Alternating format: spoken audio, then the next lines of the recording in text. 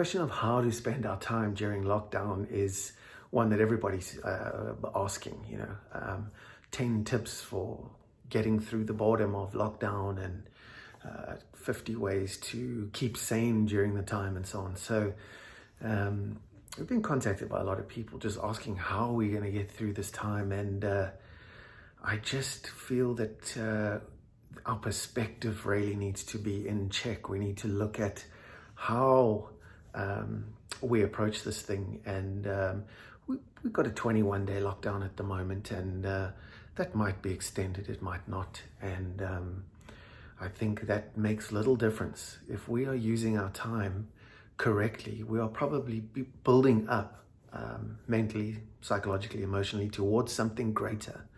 In other words, we are self-actualizing ourselves to become more than we are now. Better financially, better spiritually, better emotionally, more emotionally stable.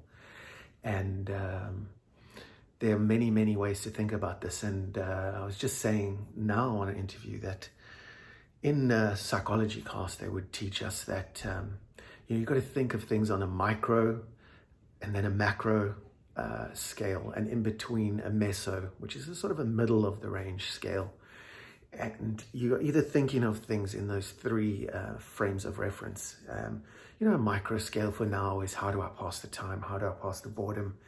And you can play board games. You can create a indoor bowling alley people are doing. You can go through your recipe books and create a ton of recipes and start cooking and do things like that, which are fantastic ways to go through it. Those would probably be classed on a micro scale. And on a meso frame of reference, you would be looking at sort of self-actualizing yourself more and asking the questions, how am I really going to use this time to improve myself and improve the world around me? A meso perspective would be where you go out there and you learn something new, and you're playing Scrabble online, you're connecting with people, you're speaking to family, most of the things that we've already started to do. And you clean up your house, you get things in order, and those things are great. And then you might be sitting here still each day looking for ways to pass the time. You might even go into something like meditation. You might learn about mindfulness practices, which I really hope you do, because it makes a macro world of difference at the end of the day. And then going into something where it's macro, a macro perspective, a macro frame of reference is where you want to really, really change yourself and change the world. So earlier this week, we've said, it takes 21 days to change a habit and 90 days to change a lifestyle. So rather, in my opinion, build towards changing your lifestyle for the better and not just changing habits. And we've said habits can be good or bad. Addiction's only bad. So moving away from things that hold you back, the smoking of the cigarettes, the coming home and just drinking, falling asleep on the couch. There are other ways to do it. So those would be classified as a macro way of thinking and being. So moving into a phase from just getting out of boredom mindset into how am I going to change my habits for the better. Take it one step even further is the challenge today. Take it another step and really get out of your comfort zones and change your lifestyle. Learn a new language, do your course on Udemy, learn how you can contribute to world peace. And trust me, there are many, many ways that people are doing it now. Go and join one of the causes and post and repost about plastic pollution in the ocean. About world hunger, I believe 5,000 people before this pandemic were dying on a daily basis from hunger and hunger-related illnesses. So the world needs us to look at a macro solution. Our new Pope, Pope St. Francis, has brought about an immense change to the Catholic Church, our biggest church in the world. And he said about 6 months back that this is not just a change of era, but it's an era of change. So we're going to have to relook at our skill sets. We're going to have to relook at our mindsets. We're going to have to relook at how we spend our time. And to be honest with you, a lockdown is a great way to sit there with pen and paper, with thoughts, and it gives us time to discuss it with other people. How we go with this, how we develop, how we fit into that new era is probably going to be decided by a lot of people in this pandemic. So don't be left behind.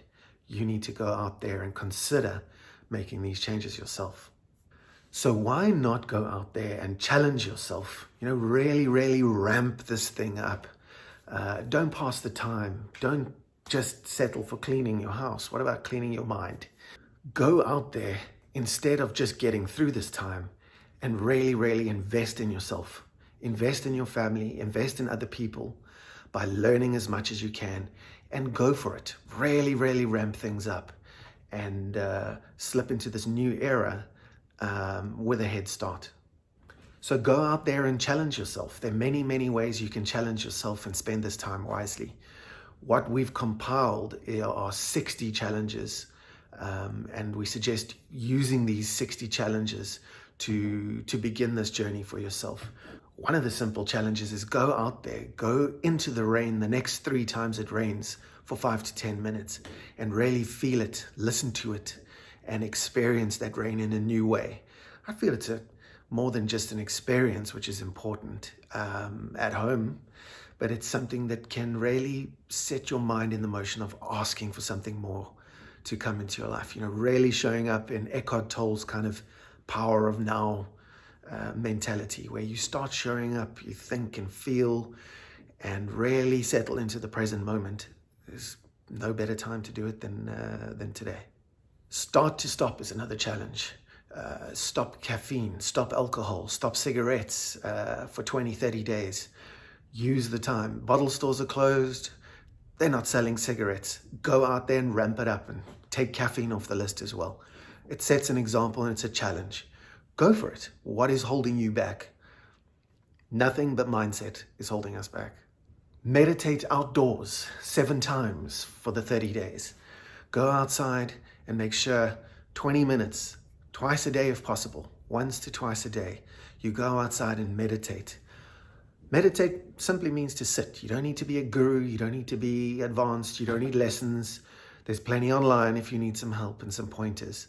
But go out there and set yourself a goal. Make it a quest to go out there and sit 7 times in the next 21 days or 30 days and meditate 20 minutes a day, once or twice a day. You will be looking at different results and consequences from those results coming into your life. And when we see change and we see how easy it is, maybe not easy to start, but once we've gone into it, you will see how things start to manifest in your life. And it can be pretty freaky how quickly things can change, no matter how stuck you are with depression, anxiety, addictions, whatever was holding you back. You can really, really take command of in terms of your mental health, your emotional health, and of course your body where all your memories and so on are stored, and you can really begin to change your life. Get up to see 7 sunrises during this time. 7 sunrises, and spend 5 to 10 minutes looking at that sunrise and feeling it, seeing it, experiencing it. Listen to the birds, get in touch with nature. If it's something you haven't been doing for a while, if you live in a city, cities are quieter than they've ever been. Go out there and experience 7 sunrises and see what happens. Learn and grow is another challenge. Allow someone out there to teach you something online. Sign up for piano lessons. Go and do a skipper's course for riding a boat. Go and do something online where you can qualify yourself to achieve a license, a certificate, something that's going to further you in your life. It is going to bring confidence, if nothing else, to your being and show you in these micro, small kind of ways with these 60 challenges how you can accumulate change to change everything. Now might be a good time. Everybody's binged on their chocolates and sweets and perhaps their cigarettes and alcohol. So now's the time to say no to the things for 20, 30 days that don't suit you. Say no to bread, say no to caffeine, say no to cigarettes and alcohol. Make it a point to do it in this time. Don't just go without. Make it an actual daily routine and a challenge for yourself that you can succeed at. And your body will thank you, your emotions will thank you, and quite honestly, the Surgeon General will thank you. 44,000 people in South Africa alone die from cigarette smoking each year. I think about 16% or so of us still smoke cigarettes. Now's the time to challenge yourself on that. You don't need to have a mindset where I'm going without. Go within. You don't need to go without. If you have a garden or a walking area, go on a silent retreat. Get out there, spend 10 minutes. Don't take your cell phones. You're probably not going to speak to anybody anyway. Take the time to feel what a silent retreat feels like. See what comes up when you try and silence your thoughts and slow them down. And this will be a good introduction to things like meditation and eventually contemplation, where you are really, really showing up for yourself in a spiritual, emotional, and psychological way.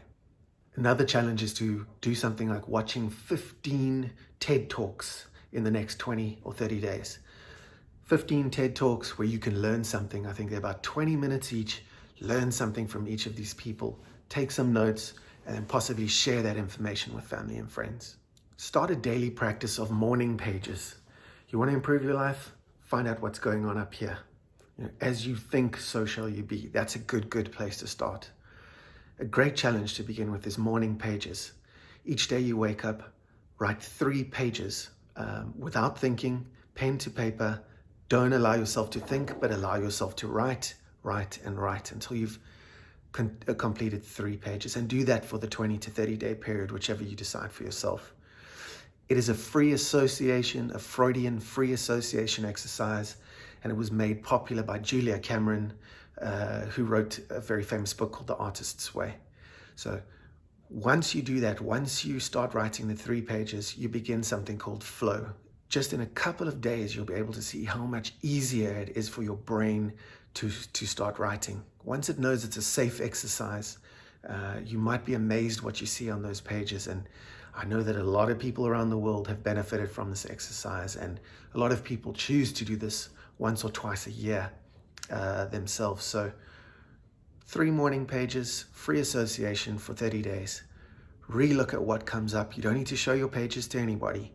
And this is an exercise in boosting psychology. It's an exercise in finding out what's going on inside emotionally. And it's a good way to start walking towards a spiritual path in life. We have made these 60 challenges that you can do during lockdown available online. All you need to do is send us an email to healingandlifetransformation@gmail.com.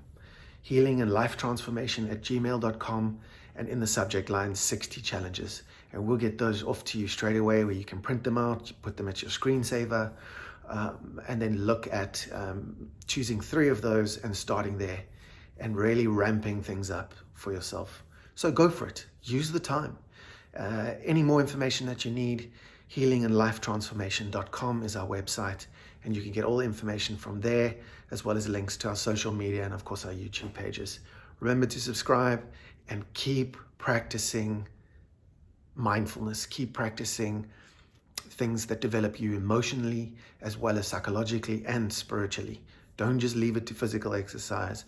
Don't just leave things till the last minute, where you don't have a toolbox for things like pandemics and epidemics and people dying in our lives. It's going to happen. So you need to elevate your game constantly. You need to be able to articulate yourself to a level where you're not only coping in life, but you're thriving to the best of your ability. So we call this, as Maslow would say, a hierarchy of needs.